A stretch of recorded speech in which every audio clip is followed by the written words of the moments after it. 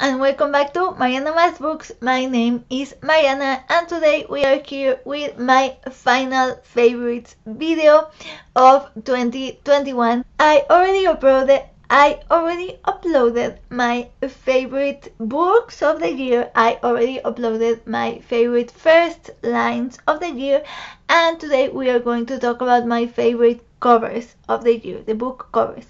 These are covers from the books I read. I want to specify that because I have seen other videos where people just talk in general of their favorite covers from books that came out in the year. These are my favorite covers from the books that I read.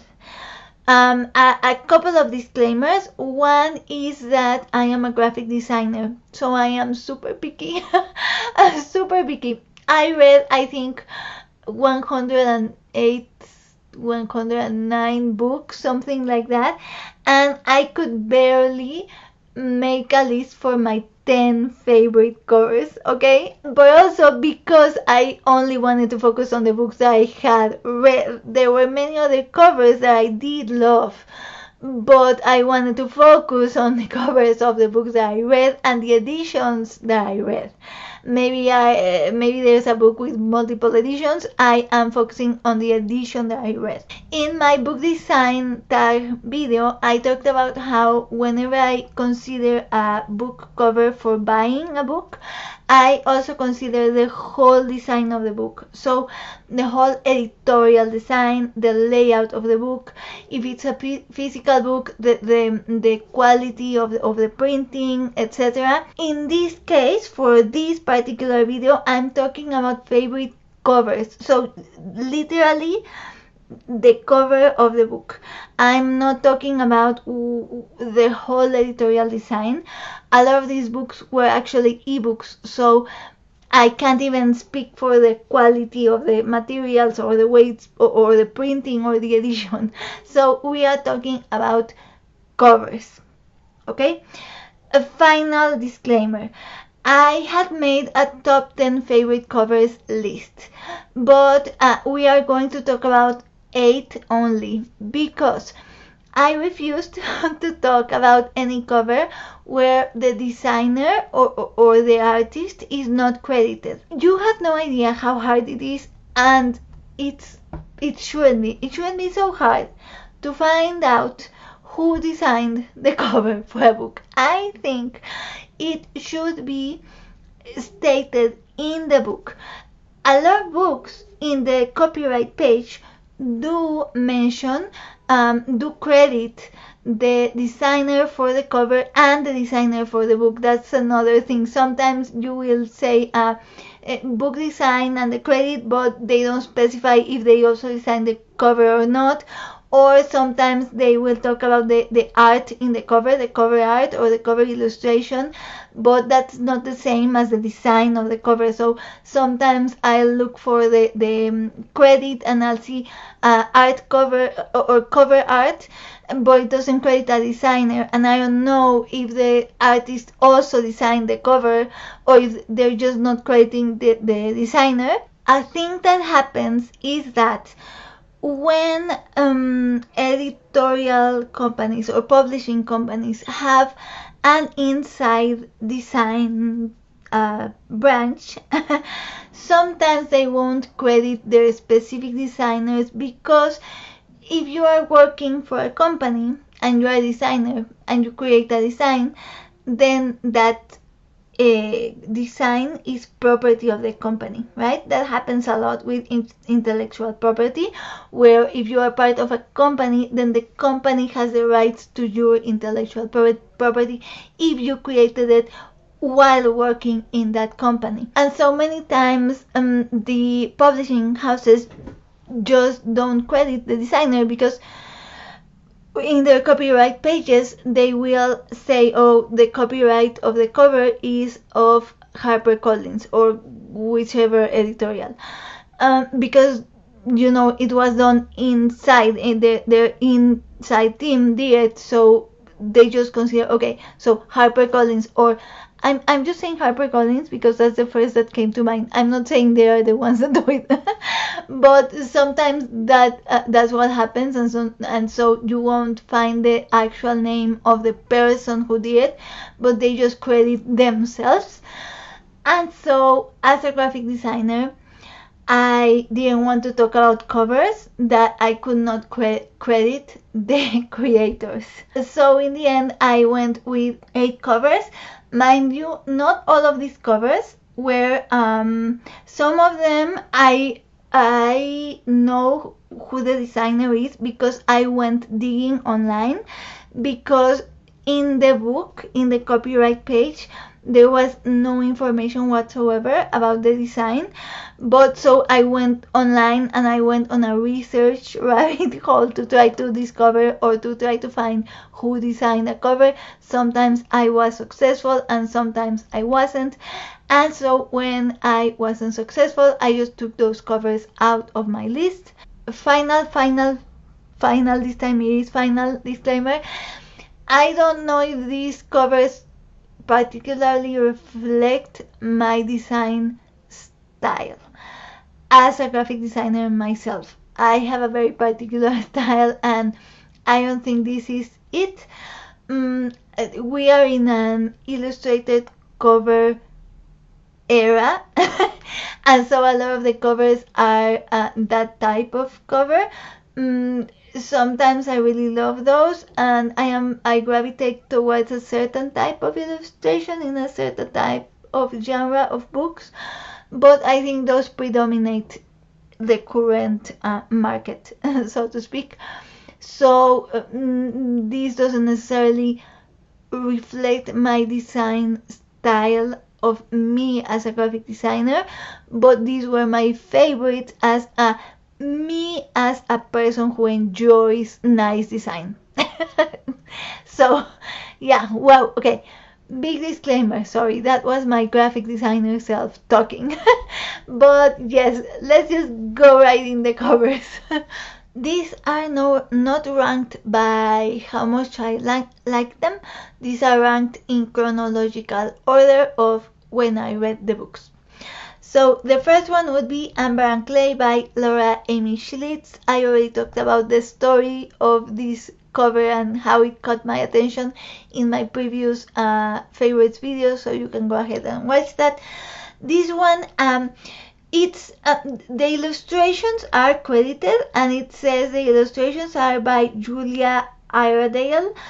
It doesn't specify if she designed the cover. It says that she did the art for the cover, but if you go into Julia Iredale's website, in her portfolio she has cover designs, and Amber and Clay is featured on her website.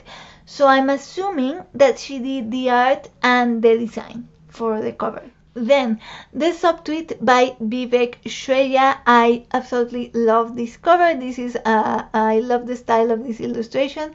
And the cover design was made by Jessica Albert, and the cover artwork was done by Manjit Thapp. Beautiful cover. Then I would like to talk about The Unbroken by C.L. Clarke. This is a case where I think I like the cover more than I like the book. I gave the book 4 stars, don't get me wrong, it was very good, but I'm not continuing on with the series. And actually, after I read it, I realized I don't like military fantasy. But the cover, I think the illustration is very striking. And so the cover design was by Lauren Panepinto, and the cover illustration by Tommy Arnold. Then we're going to talk about a non-fiction book with a lovely cover, Longthroat Memoirs, Soups, Sex and Nigerian Taste Buds by Yemisi Aribisala. The cover design was done by Lynn Hatzius. The only thing that I couldn't find anywhere is if Lynn Hatzius, if they also took the photograph of Yemisi Aribisala.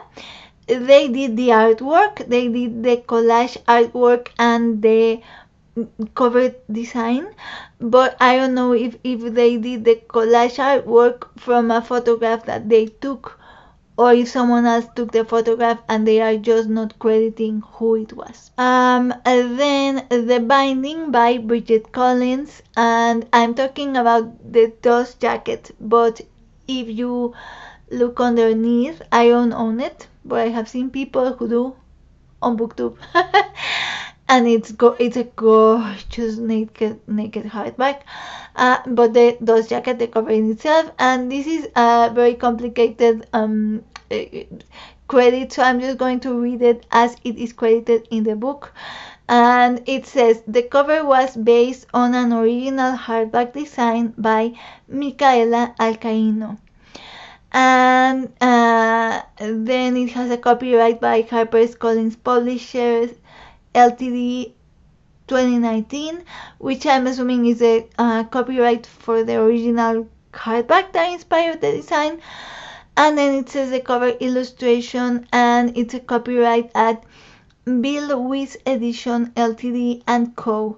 So again, it's a company rather than a person. And then it says the background is from, so these are stock images, which was kind of a disappointing, I'm not going to lie, but the background comes from Alamy Stock Photo, and the key artwork comes from shutterstock.com. Then I loved the design of all of the covers for my editions of The Lord of the Rings that I bought this year in English. But in order to mention just one, my favorite is The Return of the King. And for that one, these credits go for all of the covers. The cover design was done by Christopher Moiran, and the cover illustration by Johan Egerkrans. Amazing artwork and amazing cover design. All of it, the font, the artwork, everything. And then I'm going to talk about The Fisherman King by Katherine, Mohd, Daud, and this is one I loved. It's so elegant. I don't have the words in English to describe, but it's so fantasy covers tend to be a bit more kitschy, I think, like the Unbroken, for example. And this one is, you can tell it's a fantasy, but it's still very restrained and elegant and so gorgeous. And the cover design was done by Priscilla Wong. It doesn't mention a separate artist, so I'm guessing she did both the design and the illustration, the motif. I'm guessing and I'm hoping. Then I talked about this as one of my favorite covers of all time, period, not just this year. Cleopatra Alive by Stacy Schiff. The cover design was done by Mario Pulice.